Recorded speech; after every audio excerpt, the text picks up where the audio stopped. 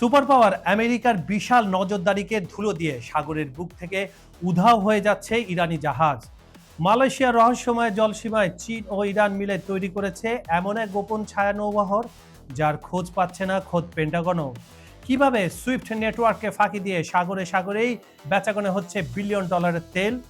যুক্তরাষ্ট্রের নিষেধাজ্ঞা এবং নৌ অবরোধকে বুড়ো আঙুল দেখিয়ে মালয়েশিয়া উপকূলের আন্তর্জাতিক জলসীমাকে ব্যবহার করে চীনে তেল সরবরাহ অব্যাহত রেখেছে ইরান। মার্কিন আর্থিক ব্যবস্থা ও নজরদারি এড়াতে দুই দেশের মধ্যস্থকারীরা সাগরের বুকে এক জটিল ও সুচতুর কৌশল বেছে নিয়েছে। আন্তর্জাতিক বিভিন্ন গবেষণা সংস্থা, স্যাটেলাইট ট্র্যাকিং ডাটা এবং সামুদ্রিক নিরাপত্তা বিশেষজ্ঞদের তথ্যে উঠে এসেছে এই অনানুষ্ঠানিক তেল বাজারের বিশদ বিবরণ। পুরো ঘটনাটি জানতে ভিডিওটি শেষ পর্যন্ত দেখুন।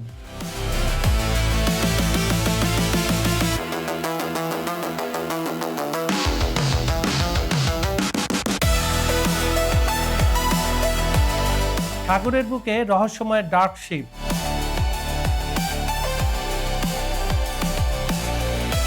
ইরানে তেল পরিবহনের মূল কেন্দ্র হয়ে উঠেছে মালয়েশিয়ার দক্ষিণ চীন সাগর সংলগ্ন ইস্টার্ন আউটার পোর্ট লিমিটেস, যেটাকে ইওপিএল বলা হয়।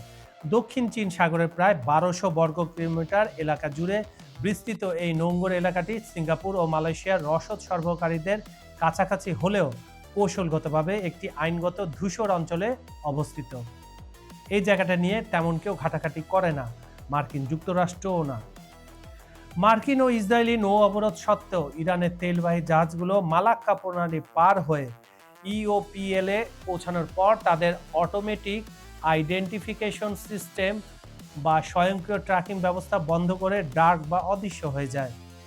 আন্তর্জাতিক সামুদ্রিক নিরাপত্তা মনিটরিং প্রজেক্ট সিলাইট এর তথ্য অনুযায়ী চলতি বছরের শুরু থেকে মধ্যপ্রাচ্য, ইউপিএল, হংকং ও চীনের মধ্যে ভুয়া পরিচয়ে চালিত অন্তত 62টি সন্দেহভাজন জাহাজ শনাক্ত করা হয়েছে।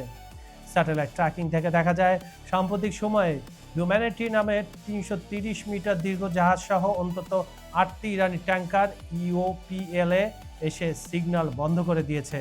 এক জাহাজ থেকে অন্য জাহাজের তেল হস্তান্তর।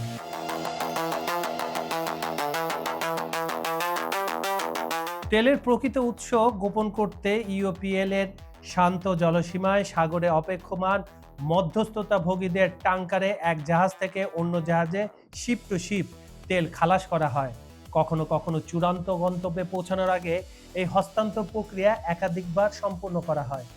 US China economic and security review কমিশনের মতে এই অপরিশোধিত তেলের চূড়ান্ত গন্তব্য চীন, যারা ঐতিহাসিকভাবে ইরানের মোট তেল রপ্তানি প্রায় 90% কিনে থাকে। তেলের এই প্রধান ক্রেতা হলো চীনের স্বাধীন ছোট ছোট শোধনাগারগুলো, যা টিপট নামে পরিচিত। বড় চীনা রাষ্ট্রীয় মালিকানাধীন তেল সংস্থাগুলো যেমন সিএনপিসি বা সিনোপ্যাক তুলনায় এই ছোট শোধনাগারগুলো মার্কিন আর্থিক ব্যবস্থার সাথে যুক্ত নয়। ফলে মার্কিন নিষেধাজ্ঞা তোয়াক্কা না করে তারা ইরানের কাছ থেকে কম দামে তেল কিনতে দ্বিধা করে না। আইনি ফাঁকফোকর ও মালয়েশিয়ার ভৌগোলিক অবস্থান।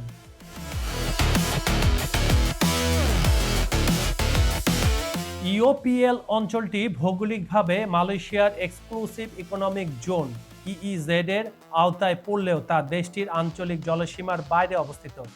এই অঞ্চলে আন্তর্জাতিক আইন মূলত মাছ ধরা এবং প্রাকৃতিক সম্পদ আহরণের অগ্রাধিকার দেয়, ফলে সরাসরি নিষেধাজ্ঞা প্রয়োগ করা কঠিন হয়ে পড়ে। সমুদ্রের মাঝে অত্যন্ত দুর্গম অবস্থান হওয়ায় মালয়েশিয়ার মেরিটাইম এনফোর্সমেন্ট এজেন্সির পক্ষে এখানে নিয়মিত টহল দেওয়া প্রায় অসম্ভব। বিশেষজ্ঞরা জানান, যে কোনো সাধারণ দিনে এই এলাকায় নোঙ্গর করে থাকা 200টি জাহাজের প্রায় অর্ধেকই ইরানের তেল বাণিজ্যের সাথে যুক্ত।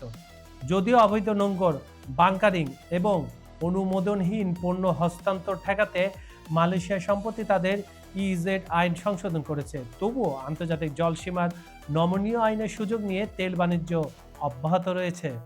কারণ হচ্ছে ইরানকে তো বাঁচতে হবে। ইরানকে অবৈধভাবে নিষেধাজ্ঞা দিয়ে রেখেছে মার্কিন যুক্তরাষ্ট্র বছরের পর বছর, তাদেরকেও সার্ভাইভ করতে হবে।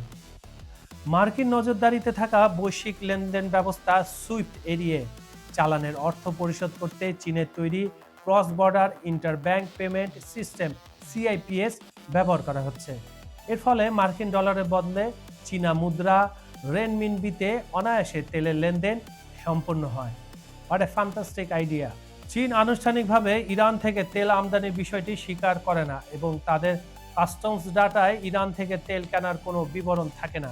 তবে ডাটায় দেখা যায় মালয়েশিয়া থেকে চীনের তেল আমদানির পরিমাণ মালয়েশিয়ার নিজস্ব মোট উৎপাদনের চেয়েও বহুগুণ বেশি, যা স্পষ্ট ইঙ্গিত দেয় যে তেল বাস্তবে তৃতীয় কোনো দেশ থেকে আসছে। মার্কিন ট্রেজারি বিভাগ ইরানের এই শ্যাডো ফ্লিট বা ছায়া নৌবহর এবং তেল কেনার সাথে জড়িত চীনা টিপ শোধনাগারগুলোর উপর প্রতিনিয়ত নতুন নিষেধাজ্ঞা জারি করছে। তবে চীন সরকার এই একতরফা মার্কিন নিষেধাজ্ঞাকে আন্তর্জাতিক আইনের পরিপন্থী বলে প্রত্যাখ্যান করেছে। আর চীনের কাছে এমনি মার্কিন যুক্তরাষ্ট্রের কোনো বেইলই নাই। বিশেষজ্ঞদের মতে নিষেধাজ্ঞা বা মার্কিন পদক্ষেপের ফলে এই প্রক্রিয়ার কিছুটা রূপান্তর ঘটলেও সাগরের বুক দিয়ে ইরানের তেল বিক্রির এই লাভজনক কার্যক্রম পুরোপুরি বন্ধ করা সম্ভব হয়নি। পেন্টাগনের বিলিয়ন ডলারের নজরদারিকে ধুলো দিয়ে সাগরের বুকে এই মহানাটকের শেষ কোথায়? আমেরিকা কি পারবে চীন ইরানের এই শক্তিশালী ছায়া অক্ষকে থামাতে, নাকি বিশ্ব অর্থনীতিতে মার্কিন ডলারের একচ্ছত্র রাজত্ব এখন পতনের মুখে? উত্তর লুকিয়ে আছে সময় আর প্রশান্ত মহাসাগরের গভীর জলসীমায়।